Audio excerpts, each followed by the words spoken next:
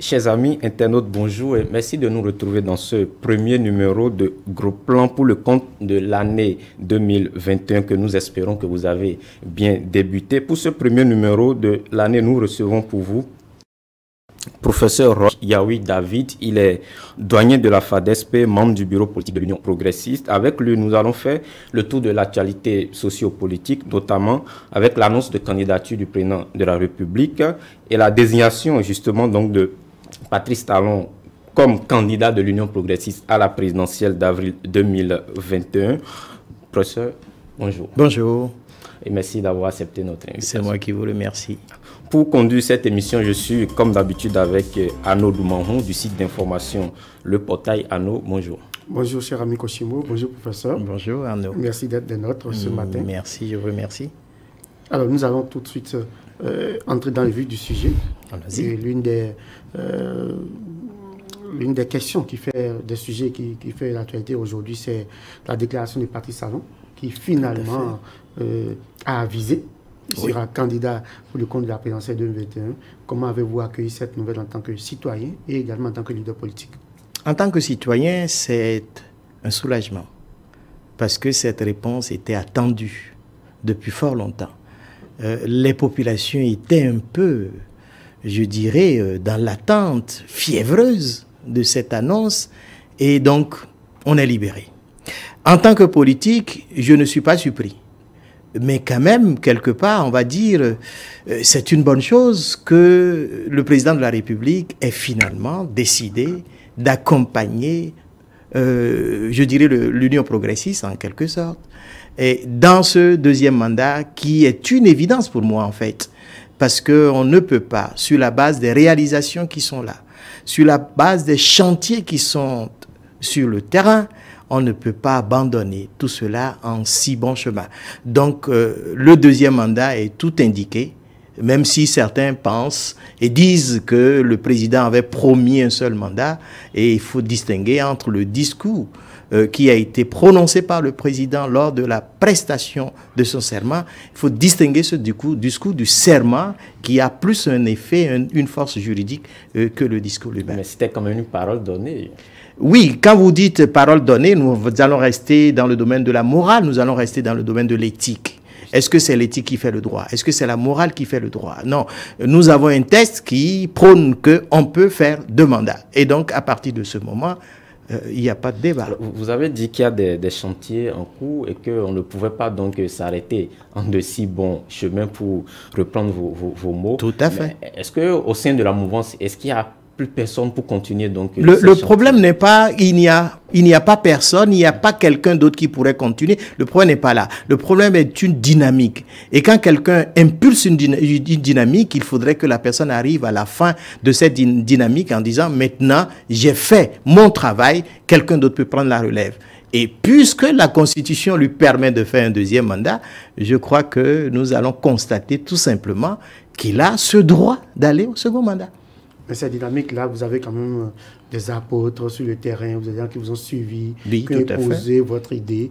Et si en tout temps vous laissez en principe ces personnes-là, puisque vous avez fait du mandat unique comme une exigence morale, et si vous décidez de faire ce mandat unique, ces personnes-là peuvent quand même continuer. Les personnes vont continuer plus tard. Pour le moment, lorsque le président a fait cette proposition, quelles sont les personnes dans l'opposition qui ont voulu suivre en fait? Non. On a considéré que c'est une règle de droit prononcée par le président de la République et que cette règle de droit doit s'imposer à lui. Alors que le président a insisté sur un ensemble de réformes. Vous n'avez pas voulu suivre la réforme, notamment de la Constitution, qui permet d'introduire dans cette Constitution le mandat unique. Tout le monde a refusé. À partir de ce moment, si ceux qui devaient l'accompagner ont refusé, pourquoi lui, il serait tenu, n'est-ce pas, il avait aussi dit, même si pas extraordinaire, la révision échouait, il fera quand même de ce mandat unique une exigence morale. L'environnement démontre le contraire, parce que celui qui dit « je veux faire un mandat unique » doit avoir autour de lui des gens qui doivent l'accompagner. Si ces gens-là ont désisté à un moment donné, lui-même il revient sur sa parole. Ce n'est pas un débat. À la dernière révision, il avait quand même la possibilité d'insérer justement le mandat unique. Parce qu'il avait la majorité. Tout le monde a dit non, que c'était pas bon. Donc c'est une unanimité qui a fait son cours de telle sorte qu'on n'a plus voulu toucher à ce mandat. Parce que sinon, les gens vont dire, c'est un premier mandat qu'il a fait, mais puisque c'est une constitution nouvelle, il va aller encore à un autre mandat. Ce débat va revenir fatalement, et donc on n'a pas voulu toucher à ce mandat, et donc on laisse en l'état les choses. Évidemment, est-ce que nous sommes dans une nouvelle république? Non, ce n'est pas une nouvelle république, d'autant plus qu'on dit la constitution de 1990 modifiée par la loi de novembre, je crois, 2019. Nous allons revenir sur les réalisations dont vous parliez tantôt. Quelles sont ces réalisations qui militent aujourd'hui en faveur du Parti Salon? Il y en a beaucoup, il y en a trop.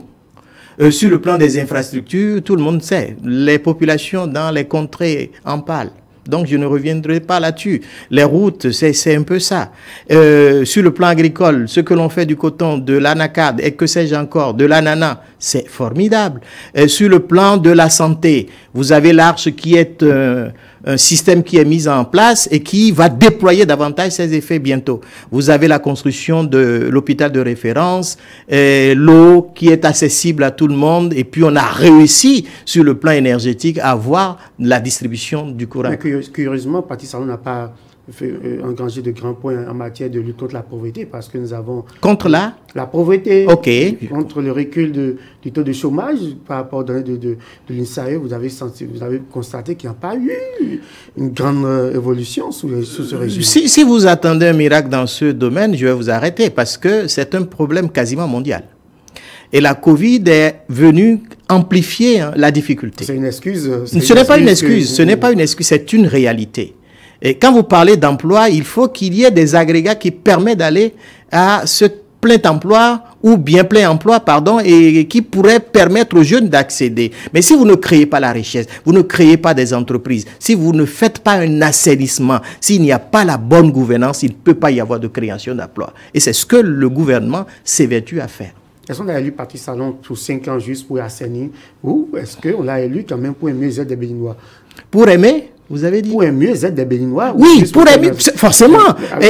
Déjà aujourd'hui... Le taux de pauvreté n'a pas reculé. Est-ce que c'est pour un mieux-être? Si vous regardez la pauvreté comme ce que j'ai dans ma poche qui me permet de manger, et vous êtes en train de faire une fausse route. La pauvreté... c'est déjà peut-être une réduction de la mobilité des gens. Et quand j'ai mes marchandises et je me déplace d'un point A à un point B en temps record pour mettre ces marchandises à la disposition du marché, c'est déjà une manière de réduire la pauvreté parce que je vais gagner de l'argent sur le marché, ce qui me permettra de subvenir à mes besoins. Il ne faut pas penser la pauvreté comme, je dirais, un système ou une donnée parce que les gens n'ont rien à manger, les gens sont pauvres. Non, c'est pas possible. Aujourd'hui, vous voyez, les gens ne se plaignent pas. On mange à la suite. Les gens ne se plaignent pas parce que vous avez ce que vous gagnez. Et par rapport à ça, vous faites vos dépenses. C'est ce qui a changé fondamentalement. Mais si vous comptez sur de l'argent facile qui n'arrive plus, il ne faut pas dire... pas forcément de l'argent facile. Oui, peut-être, on va dire. Mais c'est une chaîne, c'est une chaîne. Parce que quand je suis quelque part, j'ai de l'argent facile, je vais mettre cet argent quelque part d'autre. Le mécanicien va en profiter parce que j'ai 3 voitures. Vous voyez un peu, donc implicitement ou du moins de façon indirecte, ça profite également à certaines couches de la population. Parlant de bilan, Patrice Talon, en 5 ans, ou en tout cas pratiquement, il est en train de fermer les 5 ans. Sur le plan éducatif, on peut retenir quoi? Parce que quand le président de la République vient dans un discours sur l'état de la nation en décembre 2020 et qu'il constate que il n'y a pas encore suffisamment d'enseignants pour le nombre de classes que nous avons et ça pose quand même un problème. Non, ça ne pose pas de problème. C'est un constat qui est vraiment réaliste. Quand on parle d'enseignants compétents, le président vise un peu les domaines dans lesquels il va y avoir, je dirais, la mise à disposition de l'économie des personnes qui sont bien formées. C'est un peu ce que le président est en train de faire. Quand vous prenez l'enseignement général, il y en a trop de toute façon. Vous avez des gens qui vont de la 6e en terminale et se retrouvent sur le marché sans aucune formation, sans aucune compétence. Vous avez des gens qui font les filières classiques, lettres, droit, etc., qui sortent et sans aucune formation précise, pointue. C'est un peu ce que le président est en train de dire. Il faut qu'on corrige. Pourquoi c'est en fin de mandat on fait ces constats alors qu'on a la possibilité pendant 5 ans de faire de... Le constat a été déjà fait dans le projet de société du candidat. Ça a été déjà fait. Et vous constatez que les chantiers ouverts par le président, il y en a beaucoup. On va dire, quelque part, si vous ne seriez pas, est-ce que vous ne mettez pas l'énergie sur des éléments qui permettent d'atteindre plus tard l'éducation même, vous allez faire, je dirais, un mauvais travail, pardon. Donc, à partir de ce moment, c'est une question de planification, c'est une question de stratégie, et donc, progressivement, on va atteindre l'éducation. D'ailleurs, le président en parle avec les lycées techniques qui seront créés, les enseignants qui sont envoyés en formation, pour que le Bénin puisse, par exemple, monter, pourquoi pas, des téléphones portables. Ça veut dire que s'il devrait donc s'arrêter aux 5 ans sur le plan éducatif, est-ce qu'on pourrait dire qu'il a échoué? Il n'a pas échoué parce qu'aujourd'hui, nous avons une réforme de l'université, au moins sur ce plan. Donc, on a diversifié. On a démontré qu'il faut passer parfois du général à des éléments techniques en termes de thématiques. Et donc, ça, c'est déjà une avancée. Et une autre avancée, c'est... Les universités techniques existaient bien avant l'arrivée des Patrice Talon. Oui, mais regardez la réforme qui a été faite. Elle est plus condensée, elle est plus inscrite dans une certaine durée, dans une certaine compétence plus avérée, dans une formation pointue. Et donc, si vous ne le faites pas, quelque part, vous allez vous baser sur ce qui existe et vous allez faire du replâtrage quelque part, ce ne serait pas bon. Donc, il y a des modifications par endroit. Le plan universitaire, puisque vous en parlez, le président Patrice Talon a fait un constat, le bavardage finalement. Et qu'est-ce que vous pensez donc de... C'est vrai, on peut comprendre après le diagnostic qu'il a fait. Je crois que généralement, le président Patrice Talon veut faire constater que l'université forme pour le chômage. Vous qui êtes non, ce n'est pas forcément ça, former pour le chômage. Non, le président est en train de dire qu'il faut aller à l'essentiel, qu'il faut aller à des choses plus pointues, qu'il faut aller à des choses plus pratiques, qui servent immédiatement. C'est ce que le président est en train de dire. Le bavardage dont il a parlé peut frustrer certains. Bon, mais quand vous regardez combien... Moi je ne suis pas frustré parce que quand je suis en salle, je suis obligé de bavarder. Quand je suis en salle, en amphi, je suis obligé de parler. Donc je bavarde. De toute façon, je suis d'accord avec vous. Quand vous taire pour enseigner. Ben, évidemment, donc forcément on bavarde quelque part. Donc, mais quand le président le dit, c'est parce que quand vous faites le bilan, il y a combien d'universitaires aujourd'hui qui ont créé quelque chose de précis? Il y en a très peu. Donc, est-ce que nous ne nous basons pas seulement sur la théorie? C'est ce que le président est en train de dire. Fondamentalement, nous faisons trop de théorie. Il faut qu'on aille... installé un Conseil national de l'éducation et pourtant, on n'a pas senti de grands changements. Et c'est derrière ce... Mais vous êtes trop pressé. Les bonnes choses se font progressivement. Le contrat social, c'est 5 ans. C'est ce qu'on reproche à Patrice Talon. Lorsque le contrat social, c'est 5 ans, il faut faire le programme en sorte qu'au bout de 5 ans, que vous soyez porté en triomphe, comme il a dit. Dans aucun monde... vous n'allez voir un pays, je dirais, en développement. Je ne veux pas parler de pays sous-développés. Un président arrivé au pouvoir et en 4 ans, 5 ans, à tout réaliser. Ce n'est pas possible. Mais comment est porté en triomphe en 5 ans, alors, selon vous? On le porte déjà en triomphe. Regardez la tournée que le président a pu faire. Les gens se lèvent, les gens sont, comment dit-on, contents. Les gens se disent, président, mais il faut continuer. Les gens ont même dit 50 ans. Est-ce que finalement, le président Patrice Talon s'est trompé lorsqu'il disait qu'en 5 ans, on pouvait faire le job?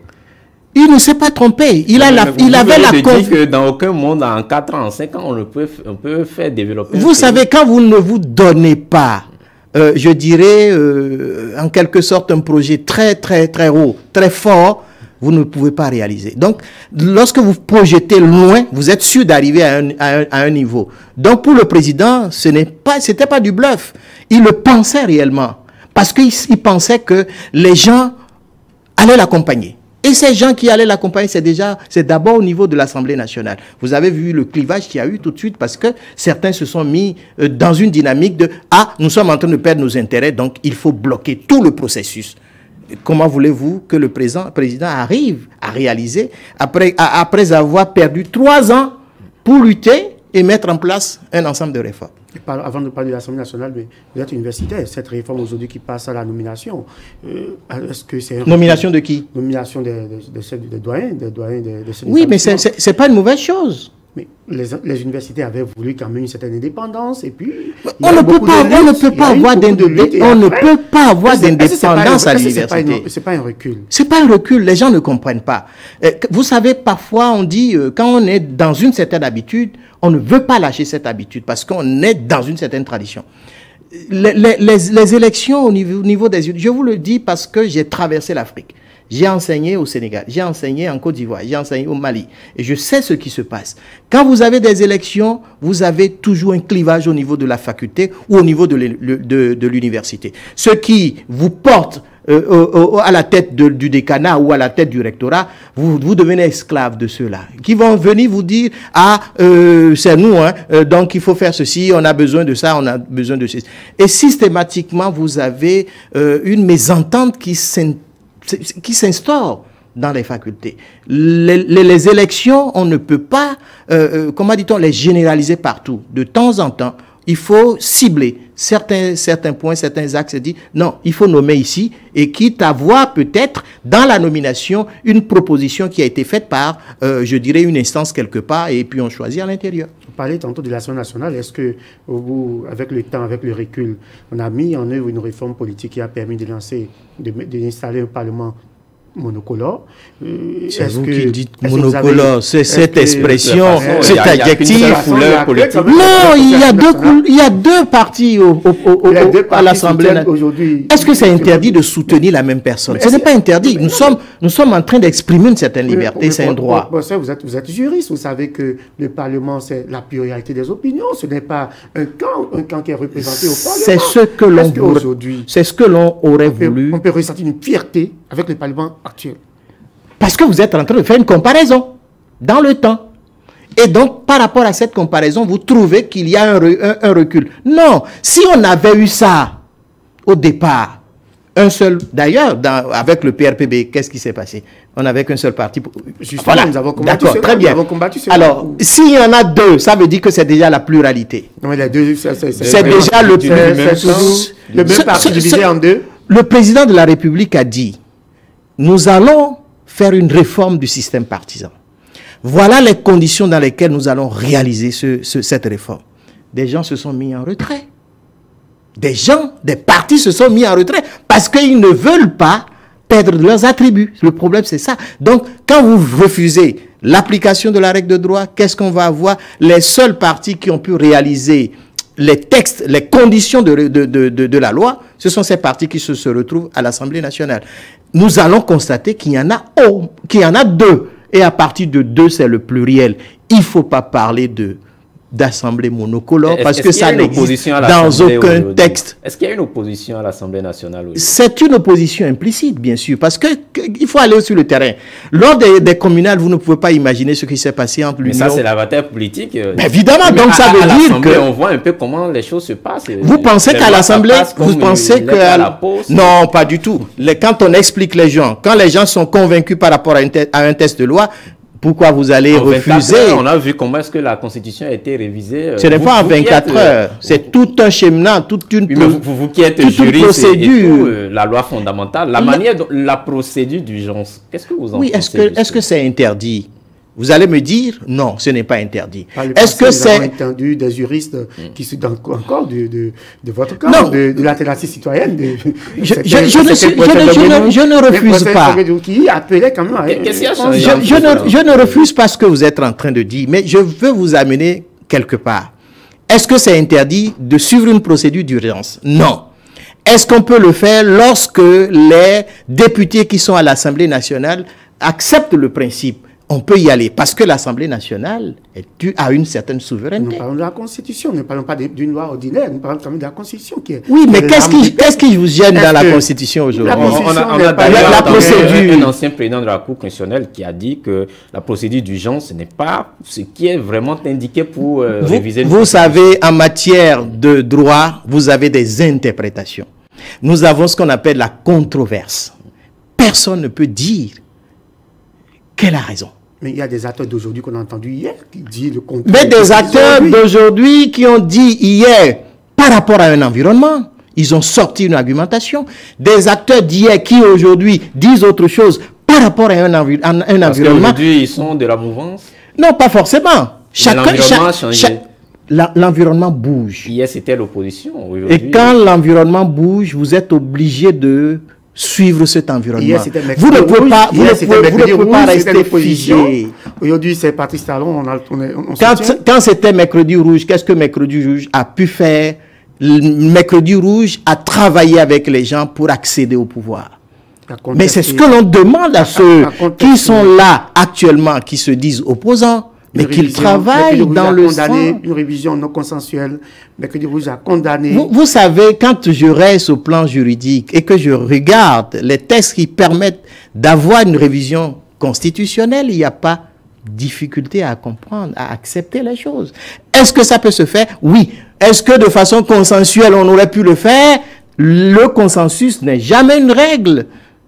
Le consensus, et ce n'est même pas encore l'unanimité, le consensus. Encore que c'est la Cour constitutionnelle, même qui a, dans l'une des décisions, a établi le consensus. Je vous parlais tantôt de controverse.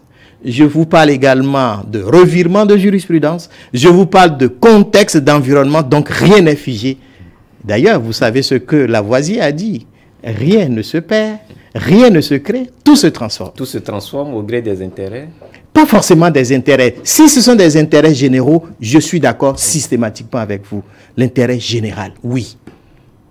Alors, Patrice Talon demande un second mandat de plus pour pouvoir parfaire ces réalisations dont vous avez parlé tout à l'heure. Il a fait cette annonce hier, oui, à la clôture donc, de la tournée nationale qu'il a débuté depuis le 12 novembre. Vous avez donné tout à l'heure votre impression par rapport à ça. Hier, samedi, on a vu également votre parti politique qui s'est réuni et qui... mais avant donc cette réunion, on a vu un communiqué qui invitait donc les militants à proposer donc des candidats. Tout à l'heure, vous avez dit que vous n'avez pas été surpris par l'annonce du chef de l'État. Est-ce que finalement, ce communiqué de l'UP, est-ce qu'on peut appeler ça un semblant donc de vouloir avoir un candidat à l'interne? Parce qu'on sait là où on va, mais quand même... Même quand vous savez là où vous devez aller, vous avez la procédure. Donc, vous respectez la procédure, alors que vous savez le résultat. Non, parfois pas pour la forme, parce que quand vous dites il y a des règles à respecter, moi je suis juriste encore une fois, je suis obligé d'en parler. Quand il y a des règles, pour ne pas frustrer les gens, vous êtes dans un parti politique, vous voulez imposer une volonté, donc on va dire la démocratie n'existe pas dans ce parti politique. Donc les gens s'expriment d'abord. Et quand on voit l'unanimité par rapport au desiderata, on choisit, on détermine le point commun. Donc, c'est normal que le parti fasse cette procédure, mette en place cette procédure, et ensuite, dans un congrès extraordinaire, dégage ce qui a été retenu d'un commun accord. Pourquoi le parti a pris autant de temps? Ou finalement, on dit la même chose que son parti... son frère siamois, le BR. Mais je ne vois pas ce qui gêne. Si on fait bien les choses dans le temps, on prend son temps pour analyser, on prend son temps pour, je dirais, servir quelque chose d'extraordinaire, mais pourquoi se presser? On ne se presse pas. Toujours est-il qu'aujourd'hui, le BR vous a dévancé. Ce n'est pas une course. Ce n'est pas une course. Comment est-ce que ça va se passer? Vous pensez que Patrice Talon va se rabattre sur l'UP ou il reste avec le BR? Ça, là, ce n'est pas un débat. Un candidat qui est porté par des partis. Ce ne sera pas le seul parti, les seuls partis, j'allais dire. D'autres partis vont bientôt se prononcer. Et d'autres partis également vont choisir leur candidat. Mais l'UP risque de jouer le second rôle dans ce film-là. Pourquoi second rôle? Justement parce que vous venez faire votre désignation. Je vous ai dit tout à l'heure que ce n'est pas une question de course contre la montre. Mais des indiscrétions, le chef d'État donne des instructions pour que, ensemble, qu'il faut une concertation avec le BR pour le poste de vice-président. Est-ce que les partis sont aussi indépendants que ceux-là? Mais quelle est votre préoccupation quand vous cherchez cette indépendance? Cherchez d'abord le fonctionnement des partis politiques. Cherchez le fonctionnement des partis politiques. Et vous allez comprendre comment ça s'organise à l'intérieur. Et quand vous parlez d'indépendance, l'UP est indépendant du BR. Mais est-ce que c'est interdit à un moment donné que deux partis s'entendent pour dire nous allons ensemble vers un objectif? C'est pas interdit. On exprime une certaine liberté et donc accepter que les différents partis également se prennent dans ce sens. Pour ces postes de vice-président, finalement, est-ce que le clivage nord-sud va intervenir? Parce que Talon étant déjà un peu plus... Vous avez constaté avec nous ce matin que, samedi matin, c'était ça, que nous n'avons pas indiqué le nom du vice-président. Donc ça veut dire que c'est un attelage qu'il va falloir bien regarder. C'est vrai qu'il y a des propositions dans les coulisses, mais je ne suis pas dans le secret des dieux. Pour le moment, vous êtes quand même membre du bureau politique. N'empêche, je ne suis pas dans le secret des dieux parce que vous avez plusieurs noms et il faudrait qu'à un moment donné, un nom sorte. Vous avez des ambitions? Quels sont ces noms? Personnellement, j'ai des ambitions pour l'université. Mais quels sont ces noms déjà qui circulent au niveau de... par rapport à ce poste? Vous êtes journaliste, vous êtes peut-être plus outillé et plus informé que moi. Donnez-moi des éléments et je vais vous dire, oui, bon, j'ai entendu parler de ça ou bien... Est-ce qu'au niveau des noms progressistes, par exemple, un certain Luc Atropo je ne sais pas, je ne sais pas. Mais est-ce qu'il pourrait faire l'affaire selon vous? Je dis, toute personne indiquée ferait l'affaire. Toute personne. Même vous-même? Moi, je n'ai pas encore cette ambition. Malheureusement, je vous dis, mon ambition, c'est d'abord pour l'université. Je pense aux étudiants pour qu'ils puissent avoir une formation dans de meilleures conditions avec toute la dynamique qui est mise en place par le président de la République. Le progressiste a posé une condition par rapport au parrainage, qu'il faut que le candidat parrainé soit issu d'une formation politique régulièrement enregistrée. Pourquoi cette condition? C'est une normalité sans faille. La loi ne l'exige pas pour...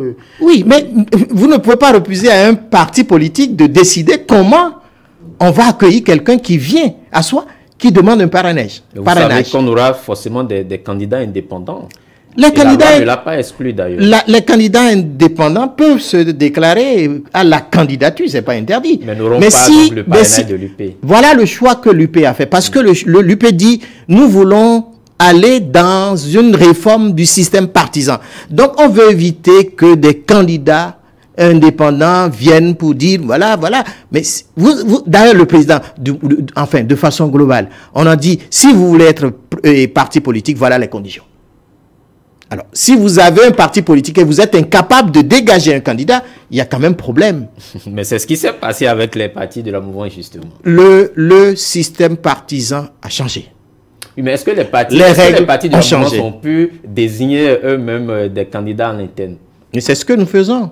Patrice Talon est membre de quel parti? Patrice Talon n'est pas membre de l'Union progressiste. Vous allez lui poser la question, il va vous répondre. Qu'il est membre de quelque part, membre d'ici, il va vous répondre vous-même. Il est membre de 2 partis ou de 4 partis? Dans les textes, quand vous prenez la charte des partis politiques, on ne peut pas être membre de 2 partis. Mais justement, alors, donc, vous comprenez donc que Patrice Talon n'est pas... Laissez-lui le choix de dire « je suis membre de tel parti ». On ne peut pas, préjuger de sa liberté, de son droit. Est-ce que c'est à la veille de la présidentielle qu'il faut le faire? Patrice Talon ne se préoccupe pas de cette question. Ce n'est pas une question préoccupante pour lui. Et il aura forcément le parrainage de l'UP. Voilà que l'UP demande donc à ses élus de ne pas parrainer des candidats qui ne sont pas... C'est ce que je suis en train de vous dire justement. Parce que le président va considérer qu'il est membre d'un certain parti. Et c'est lui-même qui va vous le dire. Vous aurez l'occasion de l'interviewer, il va vous préciser là-dessus. Il va préciser donc son parti et aura les parrains de ce parti. Ce que le parti UP a dit n'a rien à voir avec le président lui-même, encore une fois, par rapport à son appartenance ou à son adhésion à un parti. C'est l'UP qui décide de dire, si quelqu'un veut avoir le parrainage chez nous, il doit faire partie d'un parti politique. Mais ça n'a rien à voir avec le président lui-même en tant que tel. Donc, si nous risquons de faire des acrobaties... Par rapport à l'environnement actuel, où on tire dans tous les sens par rapport au parrainage, on demande même de sauter ce verrou, que l'UP vienne en rajouter. Non, l'UP n'en rajoute pas. L'UP n'en rajoute pas.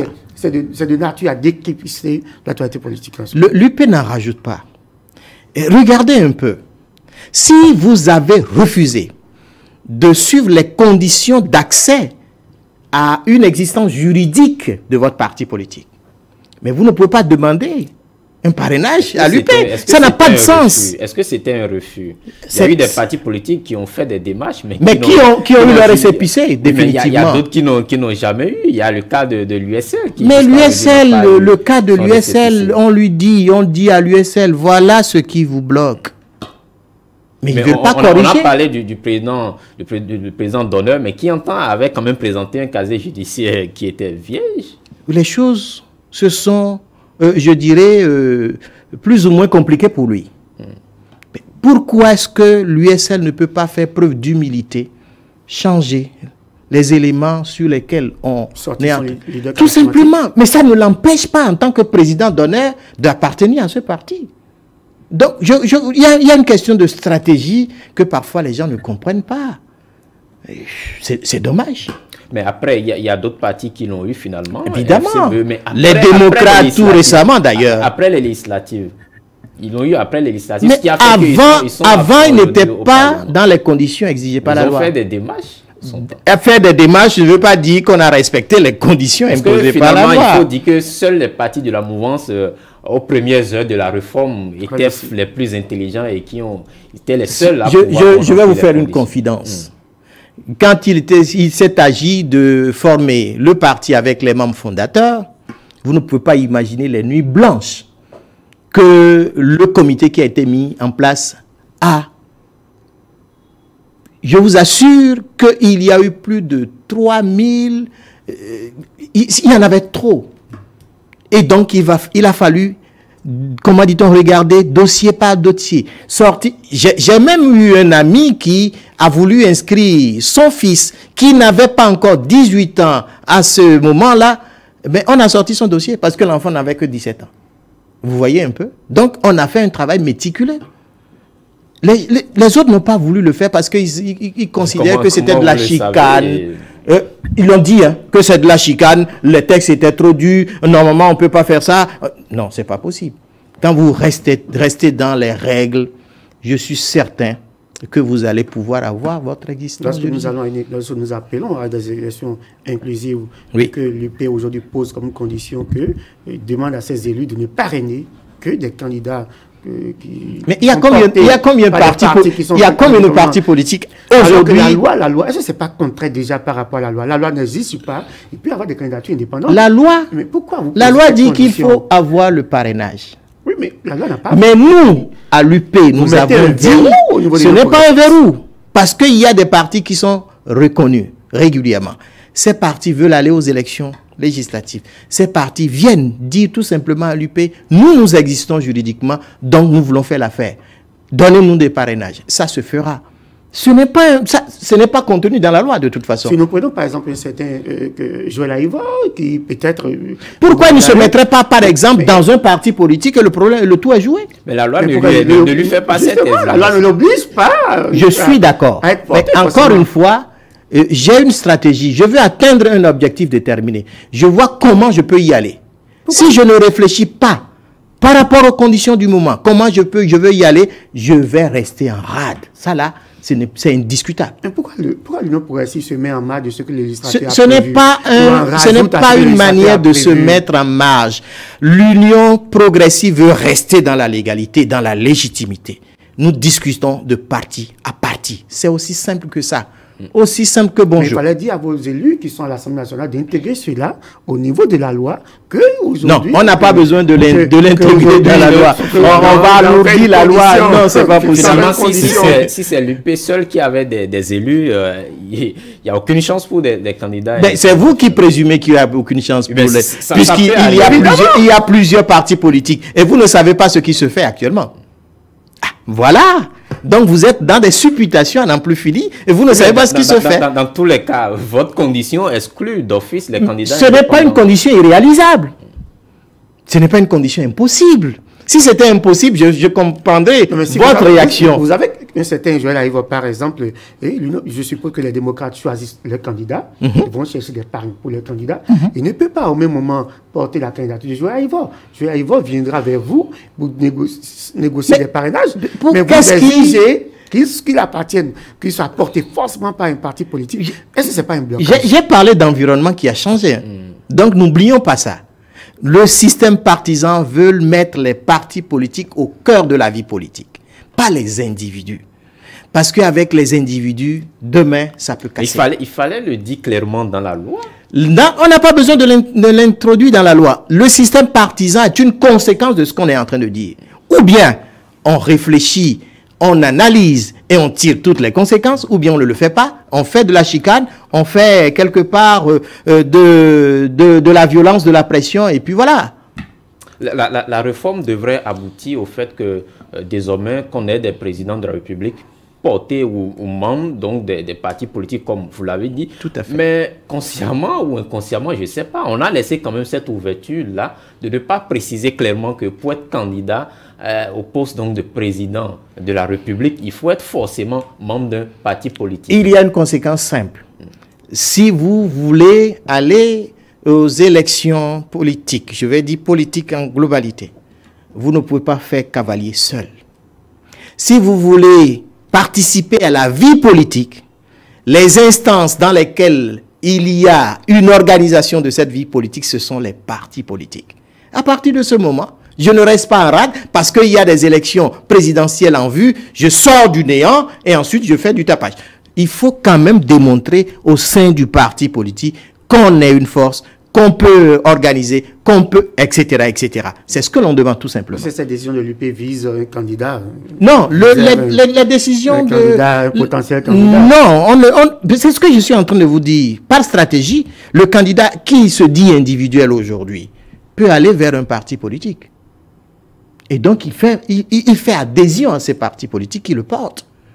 C'est aussi simple que ça. D'autant plus que quand il ira, ce candidat indépendant, s'il advient qu'il se retrouve sur la liste, il va faire campagne avec qui? Avec des partis politiques. Alors, autant faire le cheminement tout de suite pour avoir une meilleure chance de réussir sur le terrain. Le Patrice Talon n'était pas forcément porté par des partis. Mais c'est ce que je suis en train de dire. Patrice Talon n'a pas fait campagne tout seul. À l'époque, en 2016, est-ce qu'il était membre d'un parti politique? Le texte n'avait rien prévu, comme aujourd'hui d'ailleurs.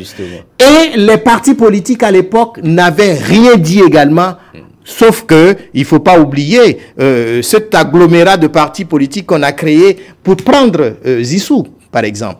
Est-ce qu'on pouvait refuser? Mais ils sont allés, Zissou est allé vers ceux-là. Ce que Patrice Talon a également fait avec un certain nombre de partis politiques, ce n'est pas interdit. Mais aujourd'hui, les partis politiques se sont regroupés, sont dans un système vraiment nouveau. C'est ce que l'on veut expérimenter. Et que la vie politique change un tout petit peu. Les élus de l'UP, on leur demande donc de parrainer les candidats de leur choix, mais qui sont quand même membres d'un parti politique. Est-ce que c'est une consigne ou une directive qu'on donne sincèrement, ou on donne la directive et que derrière on garde les ficelles? Est-ce que les élus UP ont véritablement cette liberté de parrainer le candidat de leur choix? Je n'irai pas dans l'intention ou dans la mémoire des élus. Je ne suis pas un devin, je ne peux pas le dire. Mais la directive est assez simple. Les candidats viennent au parti politique. On dit, voilà les candidats qui ont sollicité nos parrainages. Voilà, regardez et puis agissez. Le parrainage, puisqu'on en parle, on va à présent donc aborder cette décision qui a surpris plus d'un de la Cour constitutionnelle, qui s'est déclarée incompétente. Donc, il y a eu 3 requêtes qui demandaient donc la suppression, ou qui demandait donc à la Cour de constater l'inapplicabilité de cette disposition justement de la loi. Alors la décision, elle vous a surprise aussi, ou vous entendiez à ça? Non, moi je ne suis pas du tout surpris. En tant que juriste, je suis toujours droit dans mes bottes parce que je prends les décisions au cas par cas. Et je prends les décisions par rapport à un environnement juridique et social donné.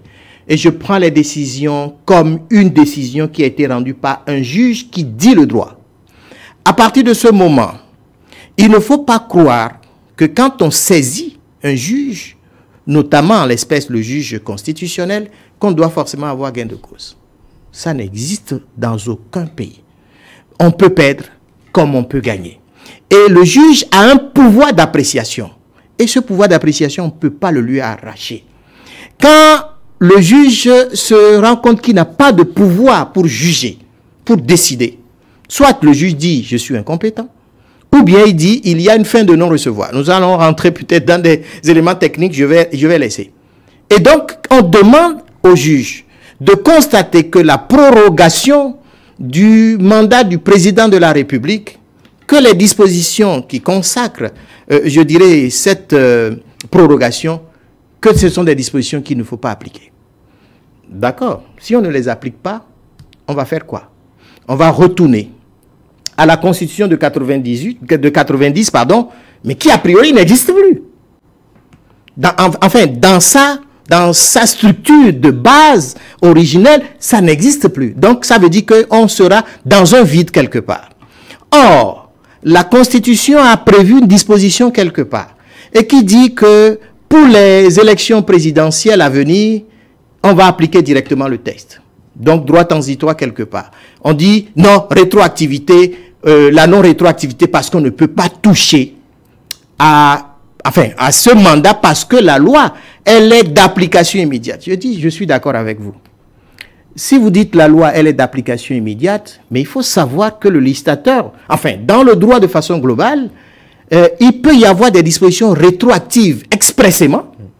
Il peut y avoir des dispositions rétroactives parce que le texte lui-même a une certaine nature ou a un certain caractère. J'ai entendu quelqu'un dire que la seule loi rétroactive, comment dit-on, dans le droit, ce sont les lois pénales plus douces. C'est une insuffisance, j'en passe. Bref, les dispositions qui touchent à l'élection présidentielle doivent être considérées comme des dispositions inscrites dans le droit transitoire et qui permettent de parler d'une rétroactivité parce qu'on l'a voulu. Et c'est le constituant lui-même qui en a décidé ainsi. Prononcez-vous peut-être sur la procédure d'urgence dont vous parlez tout à l'heure, c'est peut-être ce qui gêne. Ce qui gêne, c'est parce qu'on dit c'est une assemblée monocolore. C'est ça qui gêne. Évidemment. Alors, on ne peut pas retourner à la base pour venir contester ce qui est fait. Je dirais en aval. La loi doit prévoir, en tout cas, des dispositifs qui rétroactifs. Il faut quand même qu'à ce moment-là, pour ce qui concerne comme la Constitution, qu'il y ait un consensus. C'est ce que je suis en train de vous dire. Lorsque cela a fait défaut, c'est normal que d'autres viennent dire aujourd'hui, mais non. Le consensus. Patrice Talon a prêté serment sur la Constitution de 90, et donc son mandat prend fin sur la base de ça. Ça, c'est une interprétation. Je vous concède cette interprétation. Mais acceptez qu'il y ait d'autres interprétations. Parce que le droit, c'est une science, c'est une discipline qui bouge énormément. C'est une discipline vivante. Et donc, on ne peut pas s'accrocher à une seule interprétation et considérer qu'on a raison. La loi a prévu, la Constitution a prévu que pour les élections présidentielles, on va directement aux dispositions qui sont là. Et pour les députés, on attendra comment dit-on, 2023, etc. Qu'est-ce qu'on fait de ces dispositions? Si ça gêne, il faut dire que c'est parce que l'Assemblée, vous le qualifiez de monocolore, ou bien il faut dire que c'est parce que la procédure qui a permis de réviser la Constitution gêne. Et c'est pour cela, d'ailleurs, vous parlez de consensus. Le consensus, c'est quoi? Le consensus, ce n'est pas l'unanimité. Et en matière politique, il faut faire très attention. On ne peut pas être en train de dire nous sommes en politique et tout le monde va dire la même chose. On va aller dans le même, avoir le même regard. C'est pas toujours évident. Oui, mais en matière politique, les hommes politiques d'une même coloration politique se mettent ensemble et mettent des choses dans la Constitution. Et puis après, les autres découvrent qu'ils ont prolongé le mandat. C'est pourquoi la Constitution est de nature politique. La Constitution est de nature politique d'abord. Est-ce que vous avez vu tout un peuple se lever et dire nous voulons une Constitution aujourd'hui? Jamais, ça n'existe. Les gens vont se mettre forcément en comité quelque part à un moment donné, et cet organe, c'est cet organe qui va réfléchir. Pas les gens de la même coloration, comme nous avons eu, comme là, ce qui s'est passé en 2019. Quand vous parlez de même coloration, il ne faut pas oublier, les gens qui n'ont pas voulu venir à l'Assemblée nationale, parce que ces gens n'ont pas voulu se mettre en règle vis-à-vis de la loi, la charte des partis politiques. Mais aujourd'hui, qu'est-ce qui empêche, par exemple, qu'on organise les élections un peu plus tôt et que un autre président prête serment et que Patrice Talon... Non, vous n'avez pas compris pourquoi on doit le faire. Parce qu'on veut régler la question des élections générales. Il faut que ça soit à date fixe. Que l'on sache qu'à tel jour, il y a telle élection. Pourquoi le nouveau président ne bénéficie pas des 45 jours de plus au terme du mandat? Et si c'était 45 jours de moins, qu'est-ce que vous alliez dire? Nous ne sommes pas encore dans ce cas. Ah voilà, donc il faut penser les deux hypothèses. 45 jours de plus. Parce que c'est un plus, on considère que c'est pas bon. Si c'était moins, personne n'aurait parlé. Or, on aurait dû dire, non, président, vous devez continuer jusqu'à telle date. C'est un faux débat. Et quand des textes sont là, la Constitution, c'est celle-là qui va s'appliquer. On va voir les résultats de cette application et on en tirera les conséquences. Et vous nous l'avez enseigné, la loi n'est pas rétroactive. La loi n'est pas rétroactive, mais il y a des dispositions qui sont déclarées expressément rétroactives. Et il y a des lois, quand je rentre dans les lois ordinaires, ou oui, tout à fait ordinaires, il y a encore les lois interprétatives ou dispositives qui sont rétroactives. Le législateur, lui seul, peut décider de la rétroactivité de la loi. Oui. Et c'est le législateur qui est intervenu pour la modification de la Constitution. Vous dites le législateur, c'est en griffe un bras droit du président de la République. Ben, c'est ça qui vous gêne. Je comprends. Mais vous ça ne gêne pas, mais est-ce que ça ne vous gêne pas aussi? Moi, ça ne me gêne pas, d'autant plus parce que... de l'autre côté, sur le... Non, ce n'est même pas ça. Vous savez, moi, je suis venu à la politique, non pas pour discuter de rien de tout, non. Je reste dans une certaine ligne. Et la ligne, c'est que je regarde les tests qui doivent permettre à un État de pouvoir continuer son développement, je vais dire.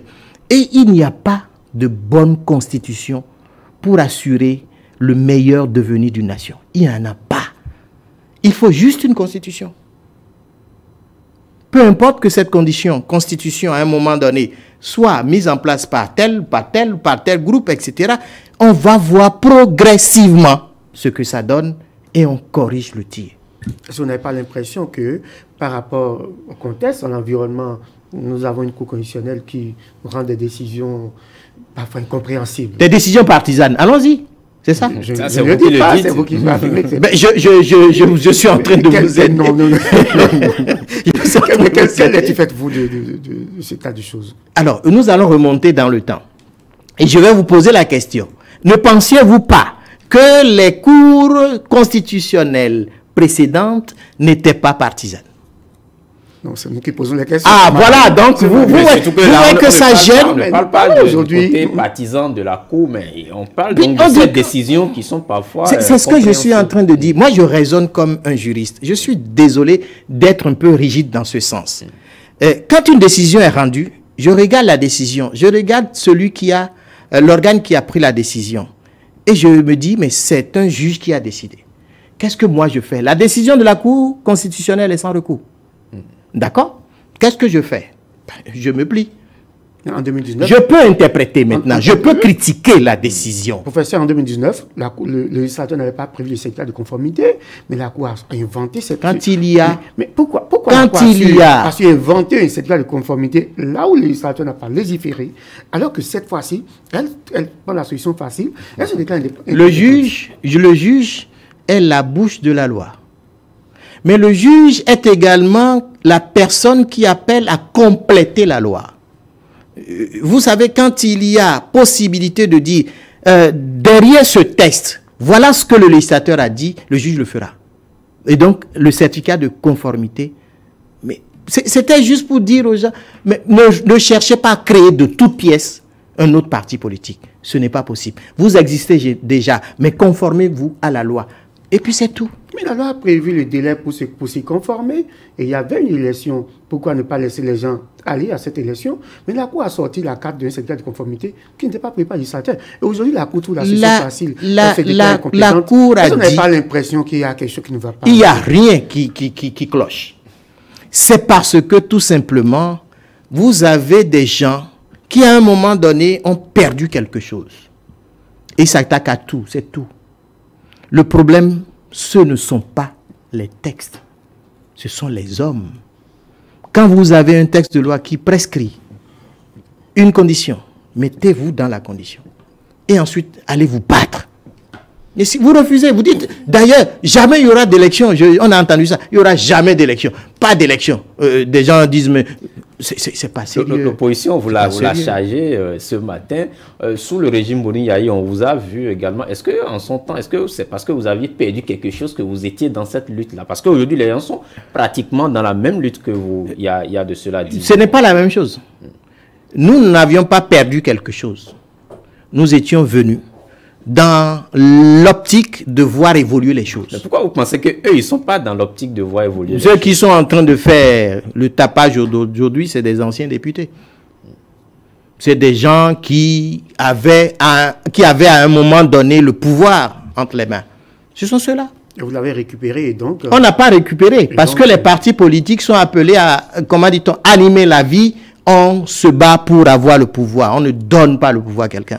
Oui, les gens se battent, évidemment. Ils trouvent aujourd'hui que le contexte actuel, vous avez suivi le professeur également, Olo, le contexte actuel par rapport à la question du parrainage, étant donné que la majorité des élus sont de la mouvance, est-ce que le contexte actuel, même déjà, n'interpelle pas la conscience du juge constitutionnel? Pourquoi ça va interpeller le juge a en face de lui des textes de loi?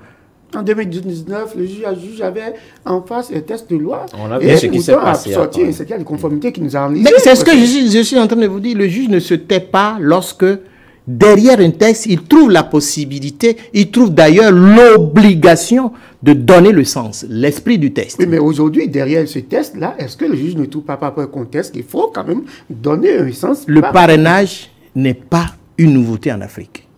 Le parrainage, ce n'est pas de la discrimination. Le parrainage, c'est un filtrage. Nous parlons du contexte aujourd'hui. Le contexte amène forcément aujourd'hui à considérer que le parrainage est un chemin qu'il faut suivre. Tout simplement. Vous voyez, par exemple, l'Union progressive, vous posez des conditions déjà. Parce que vous êtes... oui, justement. C'est ça le parrainage, le contexte aujourd'hui. Mais on n'a jamais dit à l'UP... De l'autre côté, ils n'ont pas la facilité de poser des conditions. On n'a jamais dit à l'UP qu'on ne donne pas de parrainage. Vous avez posé des conditions. On donne le parrainage à des gens qui sont dans une dynamique. Dynamique de conquérir le pouvoir avec les règles qui s'imposent. Mais c'est aussi simple. En tout cas pour moi, je suis désolé, je raisonne comme un juriste, et puis voilà. Est-ce qu'aujourd'hui, c'est parce que nous avons la tête de la Cour constitutionnelle, un ancien avocat du chef de l'État, que cette décision... c'est pas parce que c'est un ancien avocat, c'est pas parce que c'était un partenaire du président de la République, c'est pas parce que c'est un privatiste que le droit ne peut pas être dit. Le droit est dit. Et quand le droit est dit, les doctrinaires qui sont nous autres, professeurs d'université, on peut interpréter, c'est ce qui se passe en réalité. On interprète, on critique. Quelqu'un a dit que c'est parce qu'il manque aussi quelque part un témoin de l'histoire.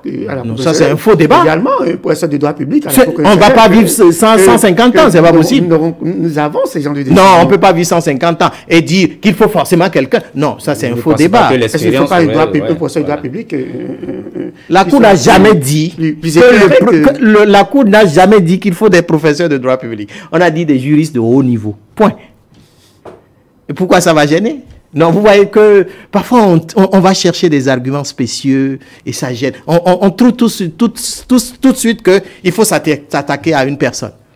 Et c'est pas bon. Mais si finalement on n'a pas une véritable élection inclusive comme nous avons connu de par le passé, quelle sera votre fierté? Qui vous dit que l'élection présidentielle ne sera pas? Attendez la liste des candidats. Nous avons vu déjà les législatives, nous avons vu les élections communales, nous avons vu un peu que ça n'a pas été ce que le Bénin connaissait en matière de fait électoral. On fait tout pour avoir quand même un concurrent pour dire, bon, après, il n'y a pas eu élection exclusive. Si vous connaissez ce qu'on appelle une stratégie politique, vous seriez en train de chanter. Bref. La stratégie, c'est de tout faire pour avoir quand même, quelle que soit donc, la taille, donc d'avoir quand même un adversaire. Qui va loin ménage sa monture. Ce ne sont pas des menus fretins. il ne faut pas déconsidérer les gens. Non, est-ce que la stratégie, c'est de faire participer des menus fréquents pour dire bon, je ne connais pas de menu fréquents. Parce que je ne vais pas dévaloriser les gens. C'est vous qui décidez. C'est vous qui décidez de qui sera candidat aujourd'hui. Avec vos parrains, justement. Vous êtes en train de faire des projections. Vous présumez de façon irréfragable que c'est ça. Mais moi, ça me gêne. Si l'UP et le BR refusent de parrainer des candidats qui parce que les candidats n'auraient pas rempli les conditions imposées par l'UP ou par le BR. Nous sommes à l'UP un parti, je dirais, composé de plusieurs petits partis et de mouvements. Nous avons fait un travail dans ce sens. Nous avons une ligne idéologique. Nous avons entendu des élus dire, par exemple, que avant de délivrer le parrainage, il leur faut d'abord apprécier le projet de société du candidat. Et que... Certains députés l'ont dit, mais ils ont raison. Ils n'ont pas tort. Mais parmi les éléments, les critères de l'Union progressiste, il n'y a pas, par exemple, ce critère-là. Ça, c'était individuel. Ça, c'est le député qui l'a dit. Donc, ce n'est pas le chaque parti en rajoute déjà aux critères du parti. Mais que voulez-vous? Mais que voulez-vous? C'est individuel. C'est une expression de liberté. Je donne mon parrainage à celui qui m'apporte des éléments qui vont dans le sens d'un développement ou d'une protection de l'intérêt général. Si c'est un opposant, même si c'est un opposant, on ne peut pas être, on n'est pas forcément opposant sur tout. On est opposant peut-être sur des idées, mais on n'est pas opposant sur des objectifs précis. Vous voyez un peu, donc il faut considérer tous ces éléments. Les opposants ne sont pas des ennemis, non. Alors, l'autre conséquence de l'application du parrainage dans ce contexte actuel, c'est qu'on aura des élus qui vont parrainer un candidat X, mais qui iront faire la campagne pour un candidat Y. Est-ce que ça ne vous gêne pas? Moi, personnellement, ça ne me gêne pas. En tout cas, chaque élu déterminera à qui il va donner son parrainage. Et je vous donne mon parrainage, est-ce que je suis obligé de faire campagne? Mais lorsque vous donnez votre parrainage à quelqu'un, c'est parce que vous approuvez donc justement son projet de société. Mais je ne suis pas tenu de faire campagne. Je peux rester à la maison, non? Ou bien? Je dis, mais non, je ne veux pas aller faire campagne. Bon, je reste à la maison. Est-ce qu'on va empêcher? Est-ce que ça ne rejoint pas ce qu'on dit? C'est-à-dire, on a instauré le parrainage. Après, on s'est rendu compte que, attention, si on ne l'ouvre pas, on risque d'aller quand même à une élection où on sera les seuls à compétir. Donc, on cherche quand même un moyen. On demande aux gens, allez parrainer, mais revenez soutenir donc vos candidats. Vous avez tellement de projections que je vous comprends. Alors, je vous comprends. Candidat en 2021, on sent qu'il y aura une organisation sans doute au niveau des partis de la mouvance. On a souvent l'image d'un BR-UP d'un côté et après les autres. Il y a le FCBE au moins qui existe sur le plan communal. FCBE, bon. Non, c'est juste un exemple que je donne. Du parti Stallone, je dis, pas des soutiens du parti. Il y a beaucoup de partis qui soutiennent le président aujourd'hui, mais généralement on voit que l'UP et le BR sont rangés.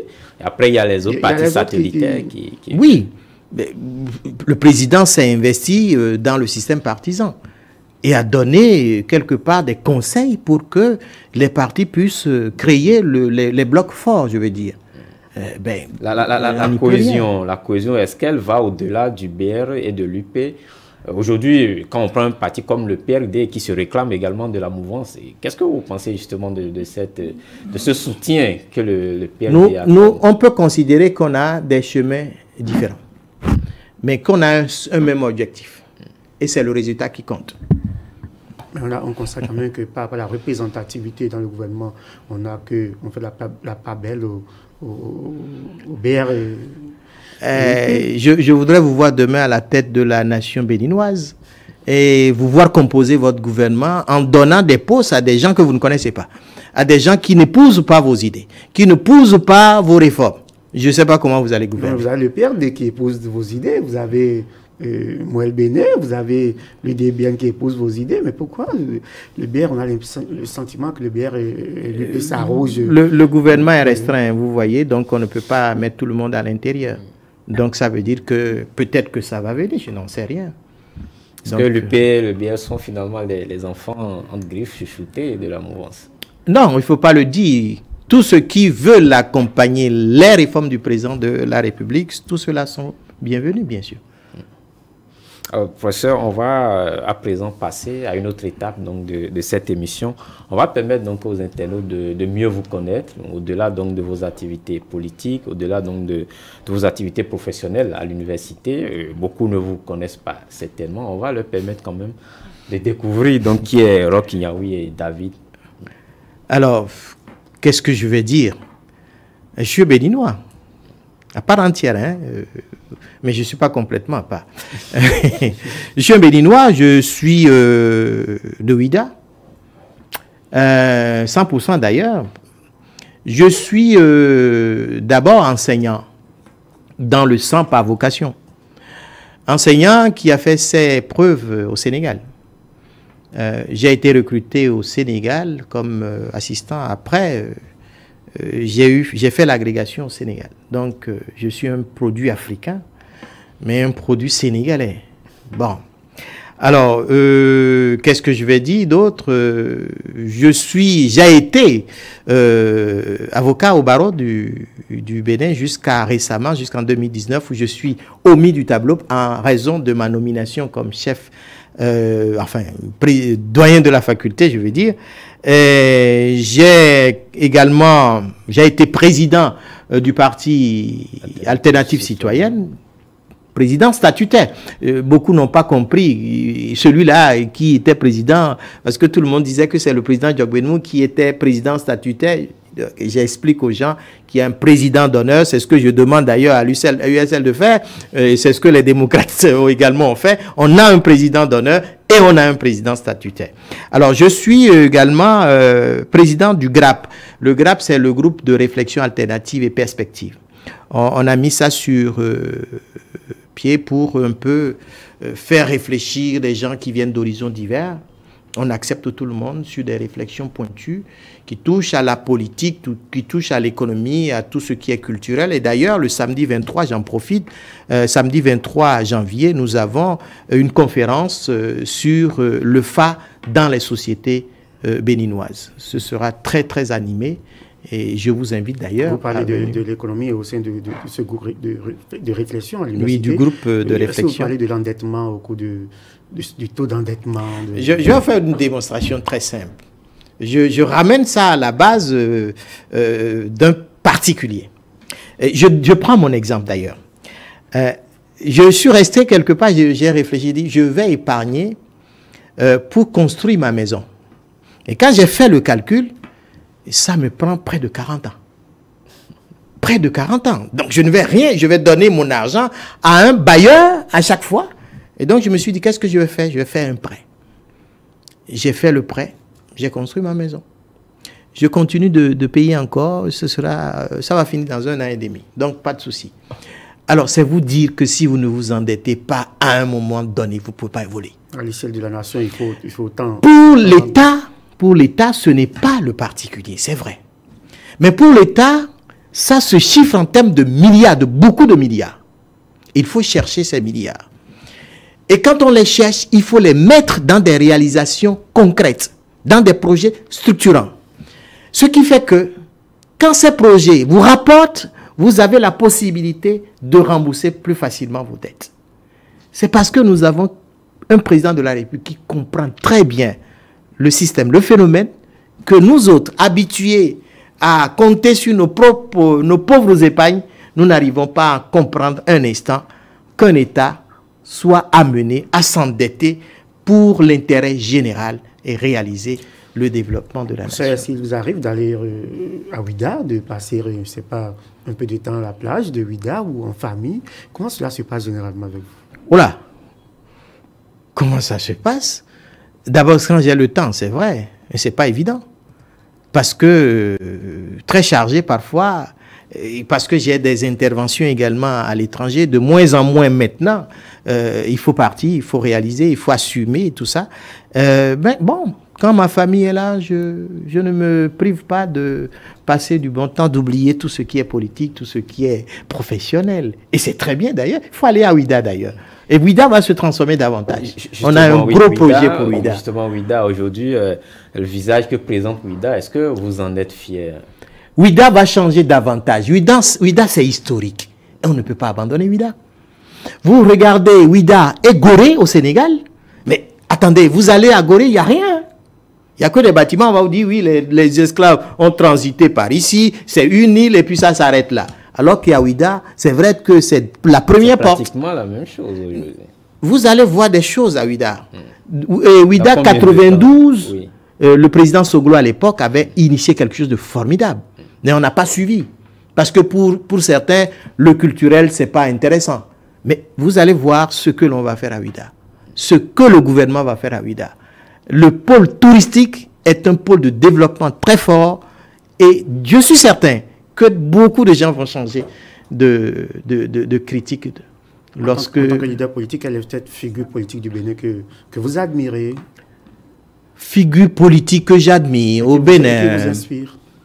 Le président Amoussou m'a beaucoup inspiré. Beaucoup inspiré. À part lui, je ne vois pas. Il y a des présidents de la République qui n'étaient pas forcément des leaders politiques.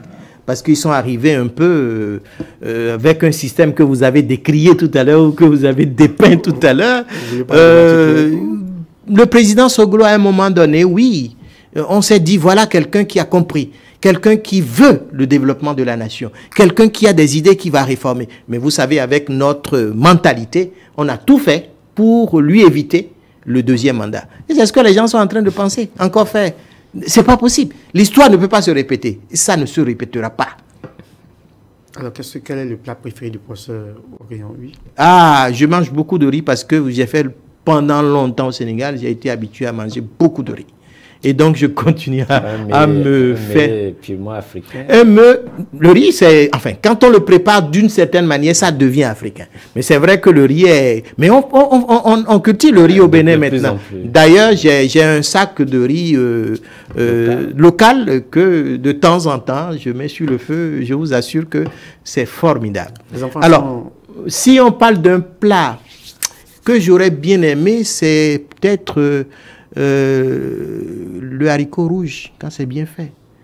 Et avec vous voyez la friture de Ouida, là. Ah, c'est formidable. Exactement. Les enfants tous au pays Non, pas tous. Pas tous, parce que vous voyez, j'ai eu la malchance de sortir et de traverser le monde, donc il y en a qui sont à l'étranger. Est-ce qu'il y en a qui s'intéressent à la politique? Oui, mon aîné s'intéresse beaucoup à la politique. Elle est là. Elle s'intéresse à la politique, mais je lui dis, il faut finir d'abord les études jusqu'à un certain point et puis on va te montrer le chemin. Est-ce qu'elle est membre de l'Union progressiste déjà ou... Non, pas encore. Nulle part inscrite. Aux activités? Oui, c'est quand je l'amène. Sinon, de son propre... par sa propre décision, elle n'a pas le temps parce qu'elle doit s'occuper de ses études pour le moment. Alors, professeur Roch Yaoui David, merci d'avoir répondu à notre invitation. Nous allons finir l'émission, mais avant, on va vous laisser justement conclure à votre niveau. Alors, conclure à mon niveau, c'est demander aux uns aux autres de ramener un peu, je dirais, le bon sens. Le bon sens pour ce pays. Le bon sens pour le Bénin. On n'a aucun intérêt à brûler le Bénin qui nous appartient à tous. Mais nous devons nous dire que tout ce qui se fait comme réforme, c'est dans l'intérêt de la population. Et à partir de ce moment, ceux qui sont pressés de venir au pouvoir peuvent rétrograder momentanément. Parce que tout le monde ne peut pas être président de la République. Donc il y a même des, je dirais, je ne parle de vision, mais ce sont des projets parfois chimériques pour certains. Mais bon, comme c'est la liberté, allons-y.